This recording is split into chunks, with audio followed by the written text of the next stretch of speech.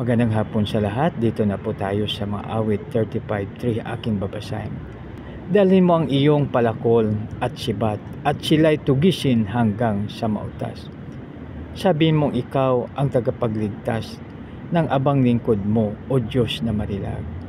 Purihin nawa ang Diyos sa pagbasa ng kanyang salita. Tayo manalangin. Panginoon, maraming salamat po sa iyong salita. Maraming salamat, Panginoon, sa iyong pagpapala. Sa pangalan ni Jesus na aming Panginoon tagapagligtas, lahat po ay magsabi ng Amen and Amen.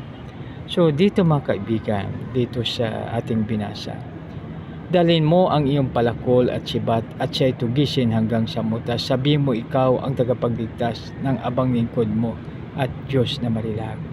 Ang ating Diyos na marilag, mga kaibigan, ang siyang ating tagapagligtas. Babasahin ko po mula sa 1. Ang masalungat at laban sa akin, O Yahweh, sila ay iyungang digmain. Ang iyong kalasag at sandatang laan, kunin mo at ako po ay iyong tulungan. Dalhin mo ang iyong palakol at sibat at sila'y tugisin hanggang sa mautas. Sabihin mong ikaw ang tagapagligtas ng abang lingkod mo, O Diyos na marilag.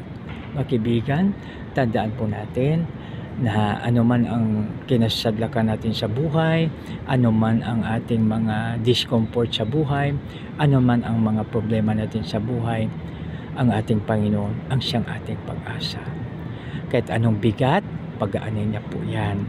Kaya tayo ay hindi na dapat ma-stress, hindi na tayo dapat mag-worry dahil nandyan ang ating Panginoon na siyang tutulong sa atin.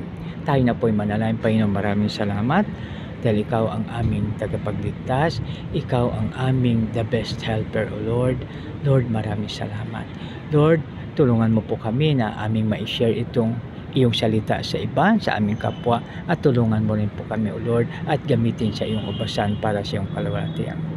Sa aming dakilang Ama, ang Diyos na Abraham, Isaac at Jacob, dinadalain po namin ito sa matamis na pangalan yung anak na si Jesus na aming Panginoon at tagapagligtas. Lahat po ay magsabi ng Amen. God bless us all.